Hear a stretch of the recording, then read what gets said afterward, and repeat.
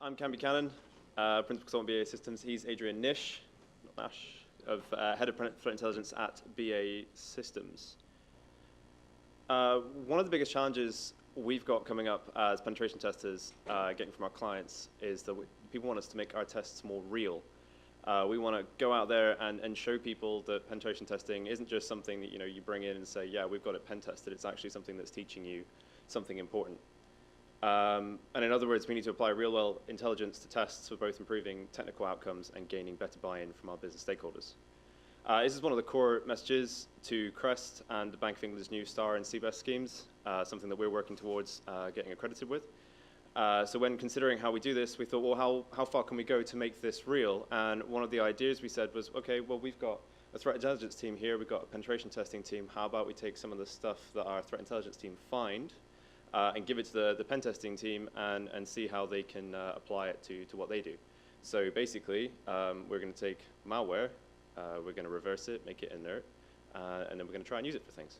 And obviously there are a lot of issues with that approach and doing that, and we're going to come towards that towards the end. But to start with, we're going to have Adrian come forward and talk to you about some of the stuff that our threat intelligence team see. Thanks, Cam. So I think James has done a really good job with kind of introducing the field of threat intelligence. So it is something that's still a little bit new. I've been doing this personally probably about 4 or 5 years, but certainly when I started, it didn't really exist as a field. It was just, hey, look, there's these things that we're seeing over here, there's this other stuff over here that kind of looks like it, and we can sort of join the dots and build a bigger picture. I think it is really important, though, partly for probably 2 reasons. One is kind of informing the technical teams of what they need to look out for on networks, so how we can keep networks defended, but also translating that technical stuff up to the business leaders. So getting the who and the why into the security risk messages. So threat intelligence is something that's actually quite useful for kind of explaining, that bad guy that's on the network, actually this is potentially related to that deal that we're doing over there, and that's a business impact. That's not a technical impact anymore. So yeah, the field has come on quite a lot in the last few years, but the cyber threat has also changed quite significantly. So if we look back to sort of the early 90s and even the 80s before that, a lot of the sort of threats that were in what was the cyber domain or the IT domain then were sort of hobbyists. There were people who were doing this sort of thing for fun. They were seeing what they could get away with. About the sort of end of the 90s, early 2000s, we entered what was kind of the virus era. So funny, James mentioned earlier that we sort of seen quite a shift, or the death of antivirus, I think he might have said. So antivirus sprung up around this time to tackle these sorts of code-based threats, so things that could self-replicate. And they were very signaturable. Like you could write something that would detect every instance of that threat on a network. And obviously that didn't work eventually, because attackers were able to get around that with polymorphic code and single-use tools and so on. But the other thing that happened probably around about sort of 2006 to 2009 was you got an increase in both recruitment into the offensive security industry and also into criminal gangs as well. So criminals realized they could make money out of cyberspace, and they hired some of these clever people who were writing viruses. Some of them were just college students, to go and write stuff that could actually steal money for them. So now what we've got is a sort of professional era, I think, of cyber threats. So you've got people who are focused on crime, so crime as a service, for example, but also this kind of state cyber element as well. So people who are in full-time employment, working Monday to Friday, 9 to 5, writing offensive capabilities to be deployed against targets around the world. So this has kind of moved the game on quite a bit, and I think this is part of the reason that penetration testing needs to kind of keep up with that. So what I'm going to go through is, again, it follows on quite nicely from what James did, because James did an overview of what threat intelligence is, and I'm going to give some examples of what we actually see in doing threat intelligence work. There was a mention earlier of attack models. I'm just using a very simple attack model for these examples. So one example from what we see in infiltration, one example of what we see in evasion, so there's evading, antivirus and some other host-based solutions, an example, a real example of attacker command and control. So for the infiltration example I've got, I've used something called web compromise or watering hole attacks, as they're commonly known. And this is a technique that we've seen increasingly being used by attackers over the last few years. So email-based attacks like your traditional spear phishing is kind of on the decline a bit, and that's partly because users have got better at spotting them, so user training programs do work, and some of the technical solutions for spotting inbound malicious emails with attachments like sandboxing solutions have stopped that. But web compromise or watering hole attacks are a lot more difficult to defend against.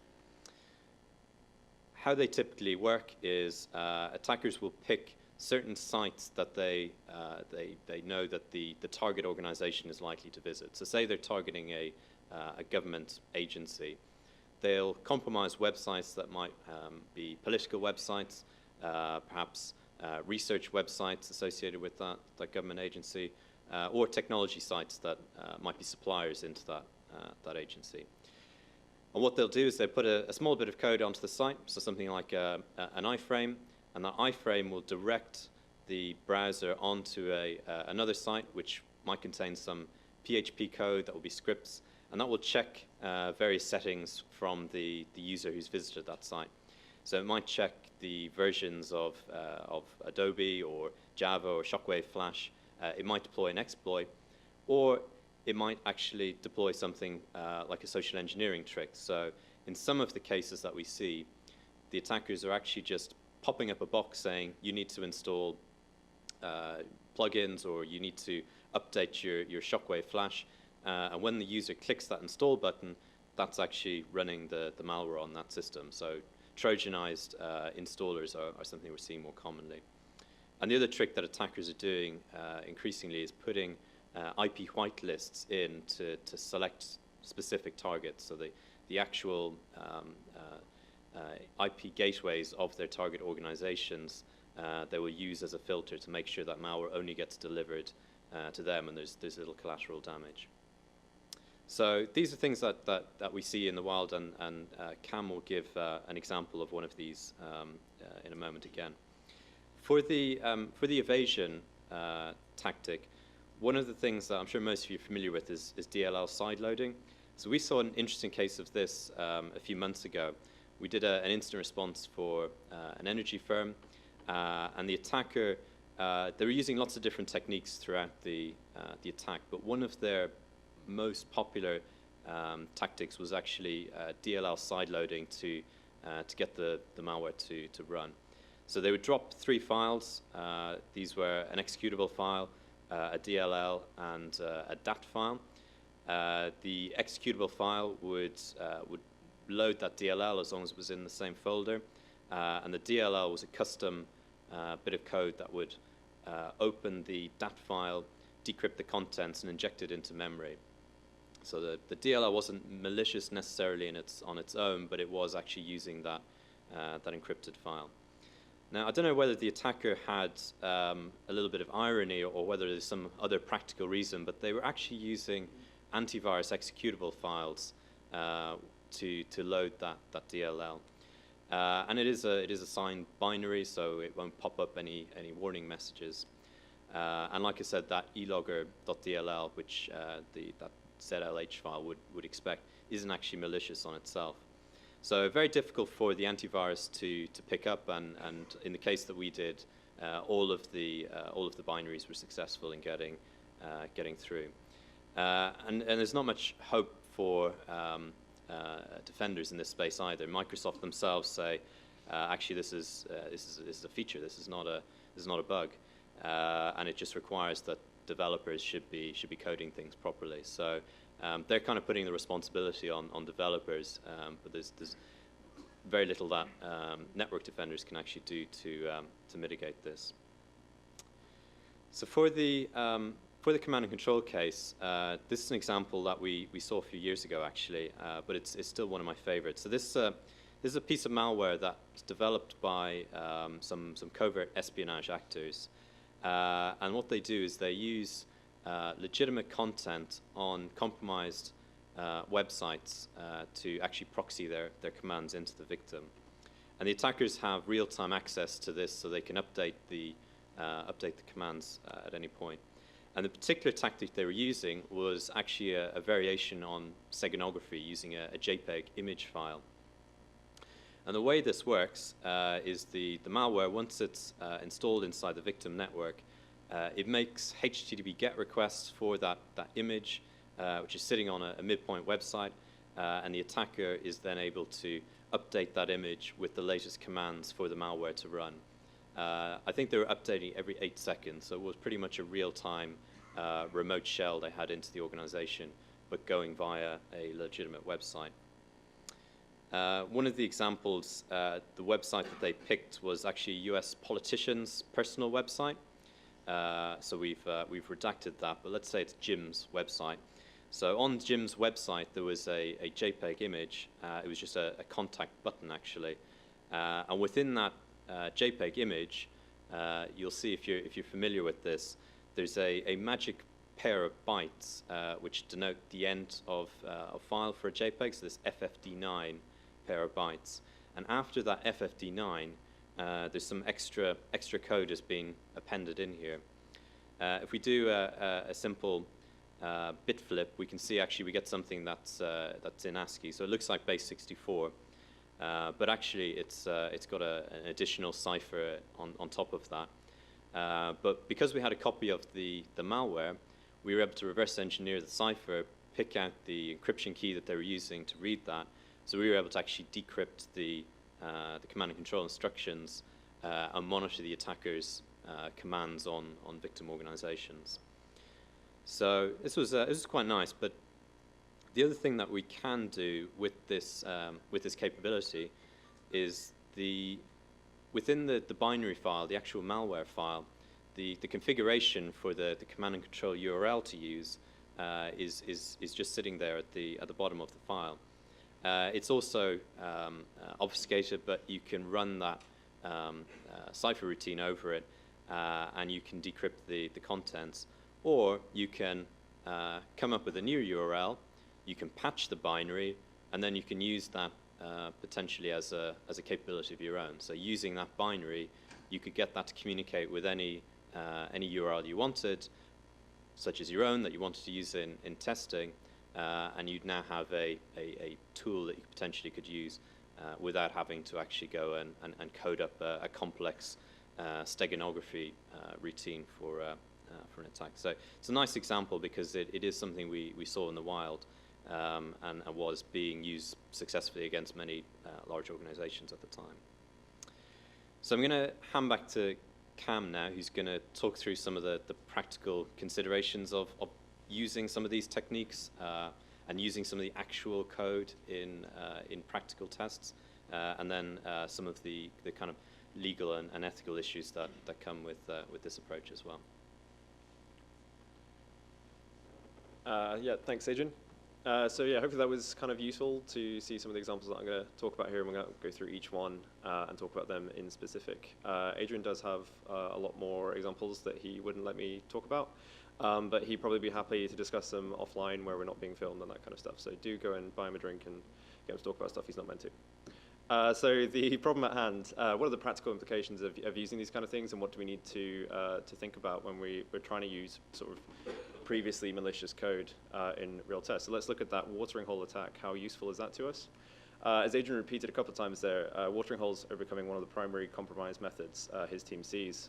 So having a watering hole style attack or tool in our arsenal makes a lot of sense for the majority of companies, and we can apply it across a lot of different clients with minimal customization required. But the primary issue that I see with watering hole style attack tool is in delivery. So a standard watering hole style attack would allow you to, or would require you to identify a website that a company is using on a regular basis, maybe a third party or an outsourced auxiliary method or something, sorry, excuse me, something like pick and mix benefits or something like that. Obviously, that requires contractual changes or third-party approval to do that, which is something of an issue when it comes to sorting out contracts. And so really our option is to either compromise something internally that we know we're using on a regular basis, get third-party involvement, compromise an externally facing website that we know the employees are going to be using on a regular basis, such as a webmail or an external login. Each one of those has its own issues.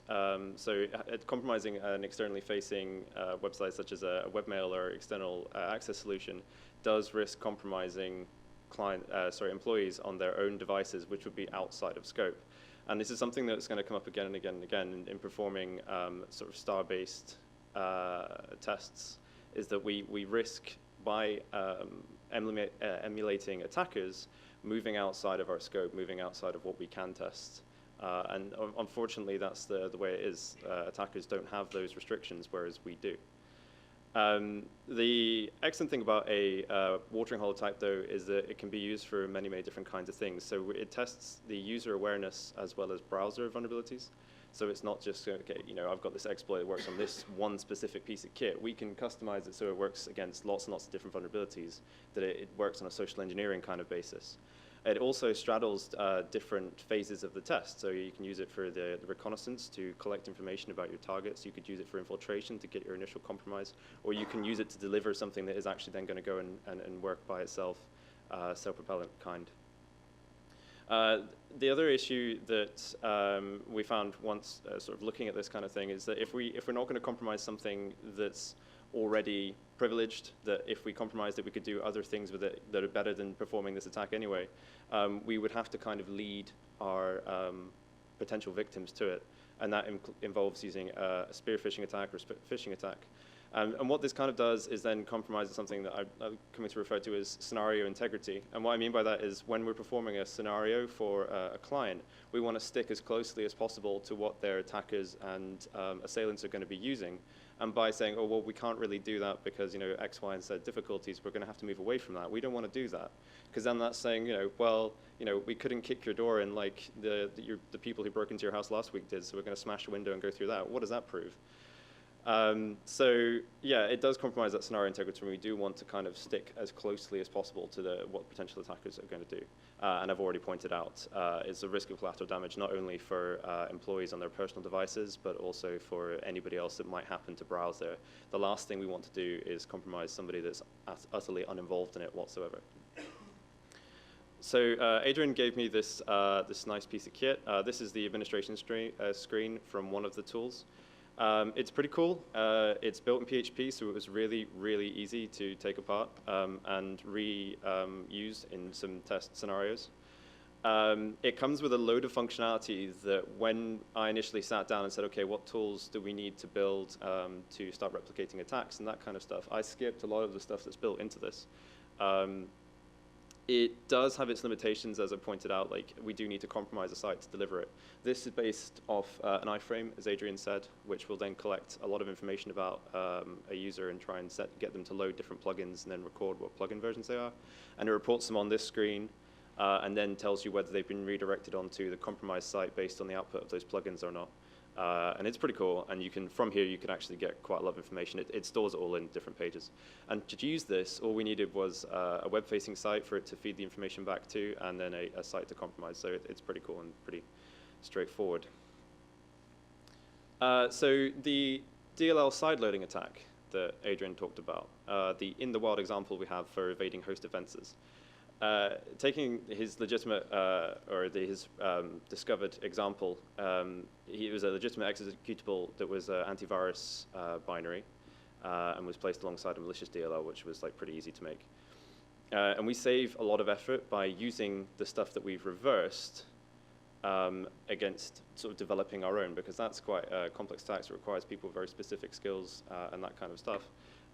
Which we can now learn and sort of train ourselves in by reversing the stuff that we've found. and it skipped straight through antivirus and app whitelisting. So it was pretty useful, and it saved us having to just build stuff from scratch. On the negative side, though, if we wanted to reuse the specific technique used there, we had to completely reverse engineer the DLL to work out how the encrypted implant works. And so you've got that kind of like, okay, so I've reversed it to the best of my knowledge, and I'm pretty sure I've got 100% of the functionality pegged down. I know what it does. But is that everything? And that's something I'm gonna raise later on. The excellent thing here, though, from a corporate buy-in perspective, is that when we say, okay, there's like, why do you want to use this tool in this scenario? We say, well, we've seen it here, and we've seen it here, and we've seen it here. It's compromised all kinds of people around the world. And we want to see if your guys are going to be able to spot it straight off the bat. So yeah, it's a real example of a compromise that we've seen again and again and again, and it makes it so easy just to go up and say, hey, we want to use this. It's pretty cool. And obviously, one of the huge downsides, though, to a DLL sideloading attack, though, is you need to know exactly what's whitelisted on their system and identify something that you can compromise to perform this attack on it. It works through things having the same names, and obviously, if we're not fully aware of what's going on the inside, we're going to struggle to implement it. Cool. So JPG-STEGO, I have a interesting story about this. So doing steganography through images is really simple, and it's one of the things that a lot of CTFs do around the world, and it's very straightforward. It's a very basic concept, right? A friend of mine, who shall remain unnamed, was very pleased with himself for pulling together what was actually a very interesting, impressive implementation of this kind of idea, which was based on upping RGB values up by one and down by another based on another algorithm which would pick them at random. It was pretty cool, right? So yeah, he was pretty happy about it, and was beefing it up, and he told me how long he spent doing it. To which I replied, well, we do actually have something exactly the same as that in our stores. He was a little bit upset about it, just a little bit. And this kind of attack is very straightforward. It's very cool, and it's slightly different from the classic C2 methods of using DNS TXT export or just communicating straight to a server, because that becomes predictable after a certain period of time. Okay, so I've changed the netcat to talk to one specific server over and over again, so it looks like it's just calling the index.php again. Well, this attack was aiming on sort of sending different JPEGs over and over and over again, and PNGs over and over again of memes. So it was kind of difficult to spot that it was abnormal behavior. So yeah, this is a classic APT method, and it's something that's been attributed very recently to a government in the Far East. And there's a lot of client case history, again, that we can point out to our clients and say, this is why we are doing this, because we have seen it again and again and again. And it looks like, regular behavior, and it looks like regular activity. And it's not something that's going to be picked up by IDS, IPS through deep packet inspection. The example that Adrian gave, where there's a bit that's being attached onto the end of the JPEG there, is something that's going to get flagged, because it's an abnormal piece of behavior. But the changing of RGB values in a JPEG is not something that is going to be picked up. It's something that you would only know was there if you were going to sit down and look at it and go, oh, that color is one bit off. And I don't know how many of you, like graphic designers, are really particular about this kind of things, but majority of people aren't going to see that. And if you do, great. I'm sure there's a job for you in deep packet inspection in the future. The great thing here was that the binary itself, as Adrian said, was very, very easy to patch and change, and using it was just a breeze. So it was quite cool to get involved with. You would have to build quite a complex UI to handle it, though, and reverse it, and especially with the upping downing RGB, there's a lot of code obfuscation required on the implant side, on the malware side, to hide that that's what you're actually doing. Otherwise, it's really simple to reverse once you get that, so pretty straightforward. If we are using the actual binary, as Adrian pointed out, it will be picked up by AV, and there was the mention of death by the death of AV due to sort of minor changes in binaries and the hashes not matching, and it's true. I mean, we can change things very easily to have a different hash, different signatures and everything like that, and so now we can use tools that are almost identical that we built slightly separately and therefore are completely different from an AV point of view. And so it's behavioral analysis that's really important. So yeah, I don't know why the main cause thing's in there. Cool. So one of the biggest issues that I'm concerned about is causing a national security incident. So it's not something that's actually come up on my radar very regularly in the past. I tend not to sort of cause too many problems or crash too many things. But the issue we have here is that these are tools that are associated with malicious actors around the world that have performed high-level attacks and that kind of stuff. And obviously, we'll have alerted the right people that, yeah, okay, we're going to be performing this star assessment. It's going to be a red team. It's going to be great. You know, keep it secret. It's on DL. You don't tell anybody. But obviously, you have the right chain so the right information comes up to you. And sometimes people panic. And so, you know, you see, okay, there's this piece of malware, and we've just checked it. We uploaded it to VirusTotal, and it's associated with a government's C2 channel, and it's now very, very scary. And we think we've been compromised by someone who's big and powerful out in who knows where. And quickly that can get out of hand and may skip the person that we're speaking to, the CISO, whoever, and quickly go straight to the, oh, don't worry, we've already called the police. And then, you know, we get an angry phone call sort of like 2 hours later saying, what are you doing? And then it gets further and further and further, and certain, you know, 4-letter, 3-letter agencies get involved, and sooner or later we have to have that career-limiting conversation saying, yeah, about that was us, I'm really, really sorry. And, you know, there's a solution to this. We could start putting our names and numbers in the malware that we use, which then on the flip side of it, the malicious actors could then start putting our names and numbers inside the malware they use, and it's a cat and mouse game back from there and forwards. You'd have some different agencies coming after you if you did that as well. Yeah, it'd be good though. Different. More job opportunities though. So I mentioned this earlier.